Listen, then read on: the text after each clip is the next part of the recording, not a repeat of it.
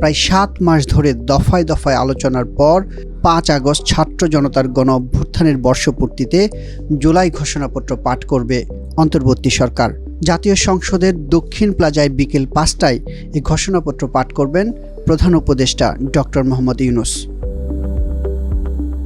জুলাই ঘোষণাপত্র অনুষ্ঠানে কাদের আমন্ত্রণ জানিয়েছে সরকার আর কারা উপস্থিত থাকছেন এ নিয়ে যখন জনমনে প্রশ্ন, তখন সংস্কৃতি উপদেষ্টা মোস্তফা সরওয়ার ফারুকী 4 আগস্ট একটি সংবাদ মাধ্যমকে জানান, জুলাই ঘোষণাপত্র পাঠ অনুষ্ঠানে বিএনপি, জামায়াতে ইসলাম, এনসিপি সহ জুলাই গণ অভ্যুত্থানের সব শক্তিকে আমন্ত্রণ জানিয়েছে সরকার। সংস্কৃতি উপদেষ্টা এমন তথ্য দেওয়ার আগে একই দিনে গুলশানের নিজ বাসভবনে সাংবাদিকদের বিএনপি স্থায়ী কমিটির সদস্য সালাউদ্দিন আহমেদ জানান, ঘোষণাপত্র পাঠ অনুষ্ঠানে এখনও বিএনপিকে দাওয়াত দেওয়া হয়নি।